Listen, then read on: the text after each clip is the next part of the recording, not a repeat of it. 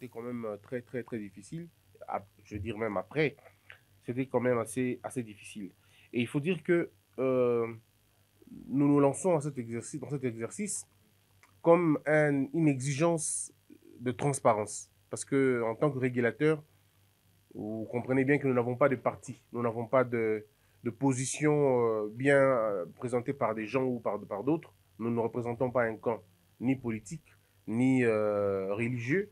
Nous représentons la boussole. Donc, nous sommes une boussole, nous sommes le miroir. Ce que les rapports disent, c'est ce que nous allons vous dire. Et en même temps, c'est une interpellation. Donc, il ne s'agit pas ici d'accuser un camp politique ou d'accuser les médias ou d'accuser les journalistes, mais plutôt, c'est un miroir. C'est-à-dire, nous nous regardons nous-mêmes dans notre manière de faire et nous allons établir les responsabilités, c'est-à-dire, d'un côté, la régulation, les régulateurs prendront ses responsabilités, mais aussi le média prendront les leurs aussi. Donc, je répète encore, il ne s'agit pas d'un procès, il ne s'agit pas non plus d'une accusation, mais plutôt une sorte de miroir, une réflexion que nous allons faire tous ensemble. Alors, le constat parle plutôt d'un déséquilibre.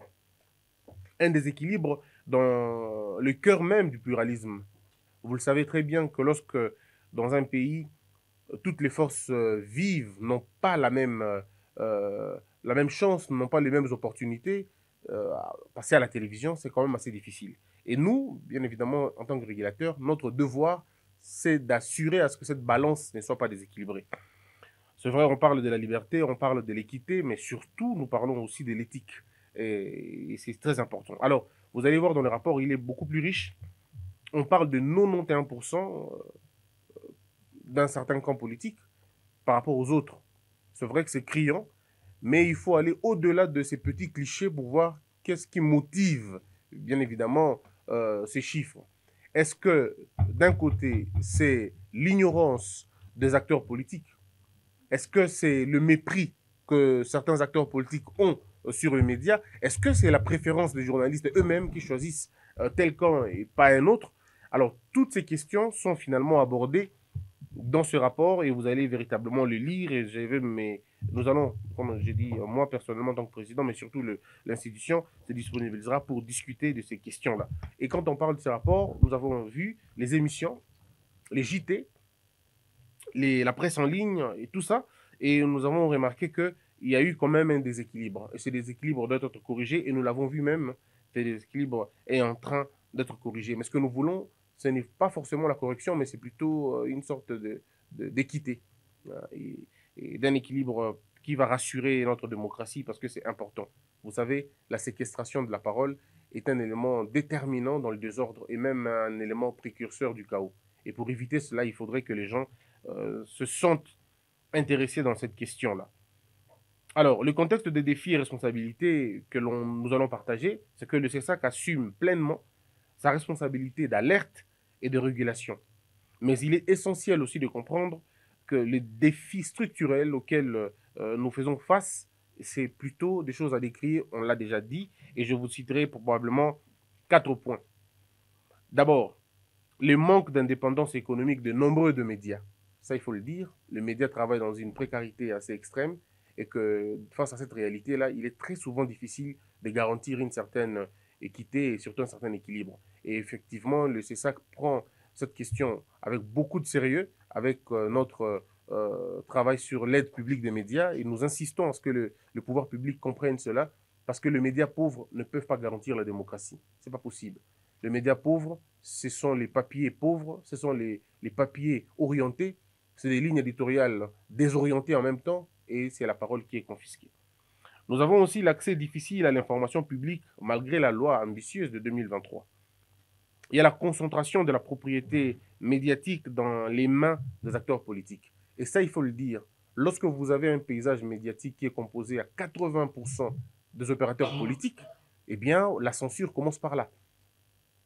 Et très souvent, la ligne entre le militantisme et le journalisme libre, la frontière est étroite. Parce que si vous appartenez à un média, si vous travaillez dans un média qui appartient à un homme politique, qui veut plaire au pouvoir, vous comprenez tous que la ligne éditoriale sera même dictée par l'humeur de ce patron. En réalité, ça ne sera même pas le CESAC, ça sera le patron lui-même qui commencera à dicter. Et en parlant avec certains journalistes, nous l'avons remarqué, il y en a des journalistes qui disent « Nous ne pouvons pas recevoir monsieur tel parce que le patron ne l'aime pas ». Alors là, ce n'est pas le CSA qui est interdit, mais c'est le patron de la télévision qui ne veut pas que telle personne passe à la télévision, puisque le discours de ce monsieur va probablement énerver le président ou va énerver son camp politique, ça doit être de l'opposition, tout comme de la majorité. Donc, ça, c'est un élément important sur lequel nous travaillons aussi pour voir dans quelle mesure on pourra rééquilibrer les choses afin que le poids politique ne se ressente pas dans le papier et surtout dans le rendement du travail des journalistes. Mais il y a aussi l'autocensure et le mimétisme éditorial en période de tension politique. Vous avez vous-même remarqué, la RDC, si vous êtes à Kinshasa, à partir de 9h à 11h, nous l'avons déjà fait cette petite remarque avec le collègue du bureau et même du CESAC, toutes les chaînes du Congo sont politiques en ce moment-là. Que des émissions politiques pendant cette période. Et parfois, il n'y a même pas de différence. Et vous allez voir que tout le monde fait la même chose. Et puis, ce sont les mêmes invités qui tournent. Et ces invités-là se sont donnés malheureusement un titre que je ne comprends pas. Ils sont tous spécialistes. Il y en a même qui sont analystes politiques. Vous allez les entendre parler du vaccin à 11h. À 12h, ils vont parler de la guerre. Et si vous ne faites pas attention, ils vont parler de l'agronomie à 14h. Et ils ont un argumentaire d'autorité. C'est toujours moi je pense, malheureusement. Et c'est très compliqué dans ces conditions-là. Ce mimétisme-là détruit en réalité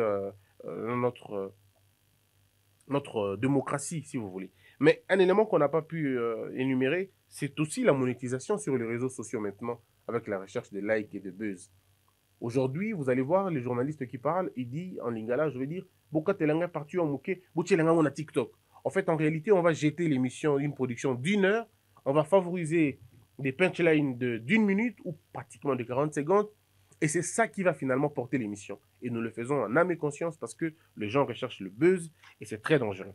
Alors, face à cela, nous, la régulation, nous nous sommes dit, nous allons nous exercer très souvent à vous apporter ces rapports, des rapports assez réguliers. Aujourd'hui, nous commençons avec le pluralisme dans le média, mais demain, on parlera plutôt de la diversité de cahiers des charges. On va parler aussi du genre, parce qu'il il est très important de le voir. On parlera aussi de la place des enfants à la télévision et tout ça. Donc voilà un peu, ce n'est qu'un premier exercice, mais qui finalement va ouvrir un champ à des rapports assez réguliers sur des questions. Je répète encore, nous n'accusons pas, nous interpellons tout simplement et nous pensons qu'ensemble, nous allons trouver des solutions à ce problème-là. Alors, quelques mesures à proposer, des mesures claires et même faisables, ce que nous allons penser même à avoir dans les jours à venir, si le pouvoir public nous aide, à maintenir un cadre de concertation avec les éditeurs, avec les directeurs de programme, avec les directeurs de production, pourquoi pas avec des journalistes phares, sinon des grandes représentations, pour discuter constamment sur l'importance du pluralisme. Il ne faudrait pas que la télé soit confisquée par un camp politique. Il ne faudrait pas que la télé soit confisquée par le même visage. Il faudrait accorder la parole à tout le monde et c'est important. Est-ce qu'il est nécessaire, est-ce qu'il sera nécessaire d'imposer un quota des paroles? Est-ce que ça va être nécessaire? Je crois que la question, on discutera encore au niveau de notre plénière. Et nous allons renforcer notre monitoring qui est déjà indépendant et même régulier. On va faire en sorte que les choses se passent plus ou moins dans les meilleures de conditions. Mesdames et messieurs, je ne serai pas long. Retenez tout simplement que le pluralisme ne se décrète pas. Le pluralisme s'organise. Il se finance. Il se protège. Merci, chers journalistes. Je suis à votre disposition. Je sais que avant que les émissions ne passent à la télévision, on vous dépose le cahier des charges pour l'avis favorable. Et chaque média qui veut se produire en République démocratique du Congo, souvent on demande que les contenus soient différents avec d'autres médias. Quand vous vous plaignez aujourd'hui que vous regardez dans nos télés, il y a le même contenu, c'est ce que nous observons tous à partir de 9h jusqu'à 9h, 15h. Mais quand ces gens-là viennent maintenant, discipline, on ne pourra rien faire. Donc je crois qu'avec la grille de programme détaillée, on saura maintenant. Mais nous allons faire un travail où vous allez voir le rapport qu'on va publier. Et si nous faisons ce rapport en le publiant, vous allez voir que, je prends un exemple simple, sur les 100 médias au Congo, vous ne trouverez probablement que 10 ou 15 médias qui ont véritablement de grilles de programmes, je vais dire, distinctes, ou des grilles de programmes originaux, ou des grilles de programmes originales. Mais les dangers, c'est encore, quand vous regardez dans les grilles des programmes, dans la production des chaînes de télévision congolaises, je peux vous assurer, 80% de la production est piratée. 80% c'est piraté. Ça veut dire que les chaînes elles-mêmes n'ont pas la capacité de produire des histoires, un contenu original. Et ça, c'est dangereux. J'ai rencontré un directeur de programme avec qui j'ai échangé parce qu'un programme est venu accuser la chaîne pour dire que la chaîne est en train de pirater. Et quand on discute avec la chaîne, j'ai dit, mais c'est un documentaire, excusez-moi, des pygmées. Les documentaires des pygmées. Alors je lui pose la question. Les pygmées sont à 700 km de chez nous. Ils ne sont pas loin. C'est à 700 km. Les caméras, nous le savons, comment ça se passe. Donc, qu'est-ce qui a véritablement manqué à la chaîne pour produire un documentaire original au lieu d'aller pirater, parce que quand vous tombez dans ça, c'est une infraction. Et que nous pouvons agir. Oh non, on n'a pas un problème de moyens, ainsi de suite. Et donc là, c'est un problème. En tant que régulateur, nous avons le droit et le devoir de vous soutenir en subventionnant vos médias. Ça, c'est un élément. Mais aussi, vous-même, les médias, vous devrez aussi travailler sur la question. Donc, je crois que on reviendra sur la question. Et je crois que le rapporteur adjoint est là et certainement du CESAC vous entendent qu'il est important et impératif de mettre en place cette commission-là pour finalement vous présenter un rapport final pour voir que les médias, les chaînes, les programmes qui se ressemblent n'ont pas droit à exister. Et dans vos déclarations, vous dites que votre chaîne est thématique, mais dans la pratique, on voit que c'est une chaîne généraliste. Tantôt, vous dites que votre chaîne est généraliste, mais dans la pratique, on voit que c'est une chaîne thématique. Donc, je crois qu'il faudrait mettre de l'ordre dans ces secteurs-là. Oui, M. Roland Issou, je vous écoute. Je citerai Toussaint Tshilombo, a voulu amener des études pour essayer justement de changer, de viabiliser, de chercher des médias qui étaient viables, de manière à ce que tout ce que nous connaissons aujourd'hui puisse véritablement finir, en fait. Alors, quel est aujourd'hui le travail que pourra faire le CISAC afin que nous puissions avoir des médias viables pour que tout ce que nous avons comme problèmes, qui sont évoqués à gauche et à droite, puissent véritablement prendre fin par rapport à la régulation. Merci, M. le Président. Ne peuvent plus évoluer, ne peuvent plus émerger, tout simplement parce que les médias qui ne respectent aucune règle sont en train d'émettre librement. Donc nous y travaillons sur la question, on mettra en place une commission, ça je peux vous le dire de façon générale, on mettra en place une commission qui va veiller sur l'éthique d'abord des journalistes pendant une période donnée que l'on va déterminer, et nous allons mettre en place une autre commission qui va vérifier la viabilité de ces médias-là, et ensuite on verra aussi le contenu de chaque média. Ainsi, à la fin de cette commission qui sera composée par des experts, ils nous diront combien de médias devrions-nous avoir, et ça sera le prototype de médias qu'on aura dans le futur. Parce que j'estime que si nous voulons mettre de l'ordre, eh bien, on ne peut pas faire des omelettes sans casser les œufs. Donc, il faudrait beaucoup de courage, encore une fois, beaucoup de courage, beaucoup de rigueur pour qu'on en arrive là. Et je crois que c'est dans la suite, je crois que c'est la suite du travail qui a été fait avant. Et nous allons continuer sur cette question. La recette, elle est très bonne et quand on va la délivrer, je suis convaincu que vous allez beaucoup l'aimer et on compte sur votre accompagnement. Qui monte en puissance aujourd'hui, le CESAC ne peut pas s'en passer. Moi, ma question, c'est celle-ci. Quelles sont les stratégies mises en place pour justement stopper, parce que les réseaux sociaux aujourd'hui ont une vitesse de croisière, en tout cas nul ne peut s'en passer. Alors, quelles sont les stratégies que vous avez mises en place pour stopper toutes les bêtises qui se passent dans les réseaux sociaux? Puisqu'attention, ces médias-là ont maintenant ont des pages, TikTok, Facebook, tout ça. Ils prennent juste l'extrait et ils balancent dans leurs pages respectives.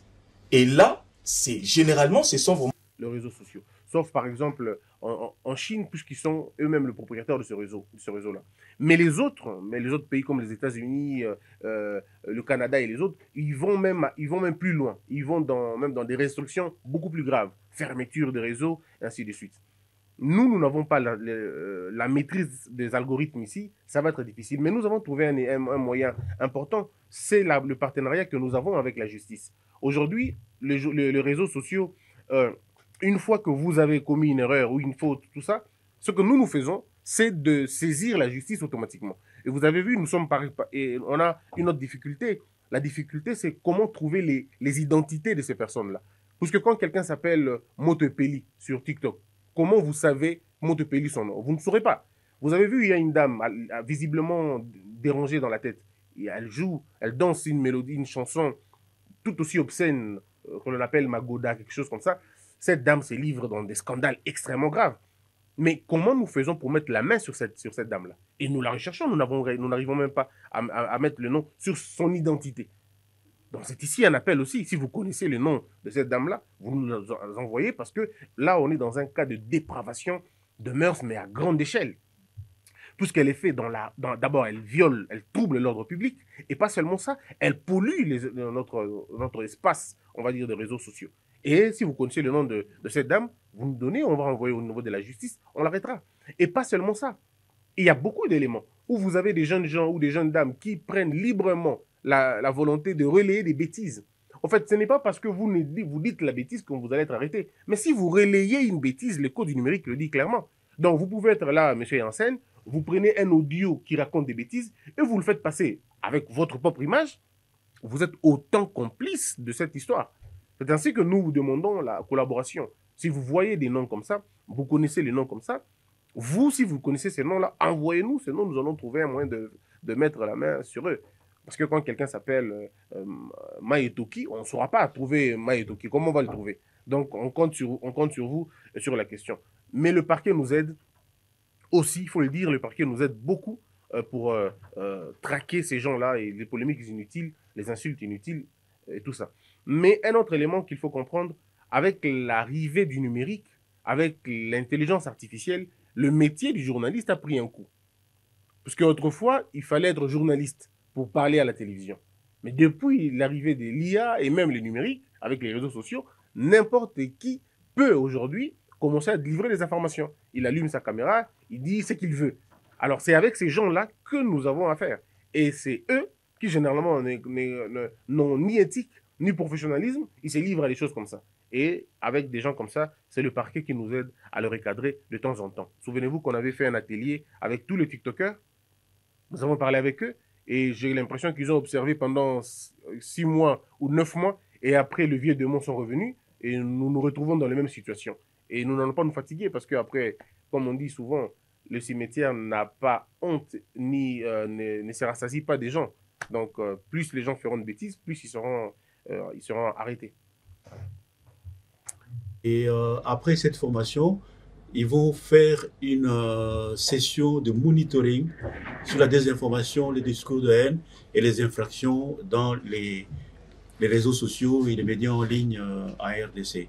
Et ça va donner lieu aussi à un rapport comme ils l'ont fait pour le pluralisme politique. C'était juste pour compléter le président.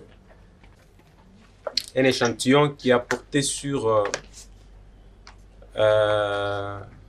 une sélection représentative des médias audiovisuels de la République démocratique du Congo. Et il a été réalisé sur fond de 4 critères principaux.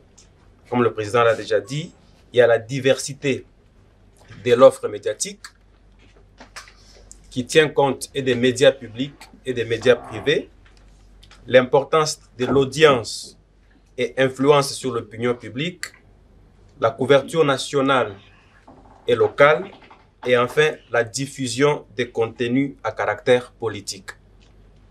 Voilà les 4 critères sur base desquels a été réalisé ces rapports. Alors, les analystes du Centre de monitoring des médias congolais ont examiné aussi 4 aspects. Le premier aspect, c'est le temps d'antenne et le temps de parole accordé aux différents acteurs politiques. Deuxième, c'est la diversité des invités et des intervenants. Troisième, le ton et l'orientation des discours. Et enfin, l'équilibre dans le traitement des informations politiques. Et c'est sur base de tout ça que le président, après analyse, vous a dit ici qu'on a dénoté qu'il y avait un déséquilibre criant en faveur d'un camp, en défaveur d'un autre, et que c'est vous les journalistes, parce que c'est votre travail qui a été analysé, qui avez la responsabilité de revenir au bon sens, au fin de créer,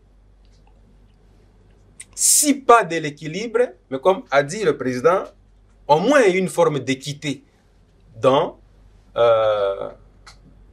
l'exercice de votre travail. Alors, chacun de vous va recevoir une copie du rapport et nous espérons que vous allez l'intérioriser au fin d'améliorer davantage vos prestations. Merci.